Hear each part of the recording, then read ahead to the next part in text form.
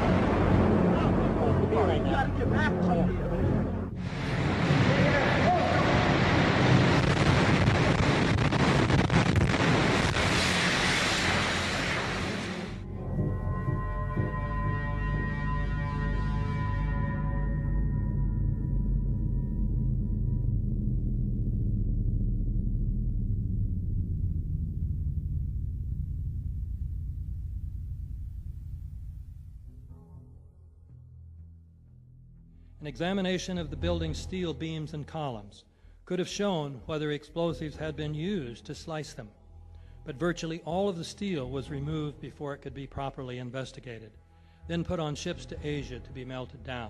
It's important for us to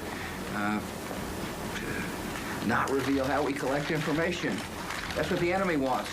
And you have no evidence that the government's behind 9/11, and I frankly think it's an awful thing to allege, considering it's not true, and you haven't proved that it is.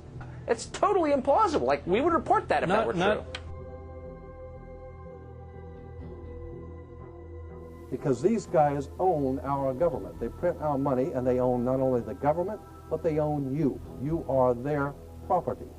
So, in other words, these guys print the money, they run the country, and they own you, and they own everything around it. And so they make the laws, and that's why they can decide who can kill who, and who can get away with who, and who can get away with whatever, because they make the laws and they decide, all right?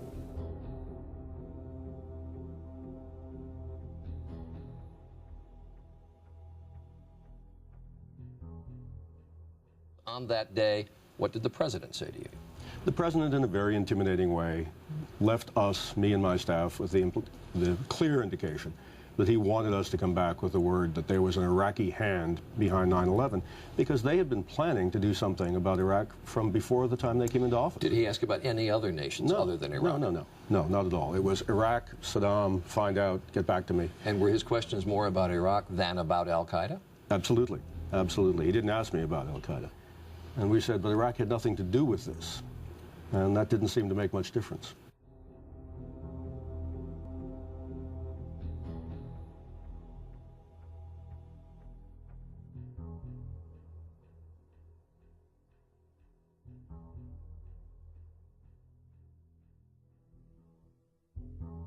And we'll continue to work together to achieve peace. That's what we want.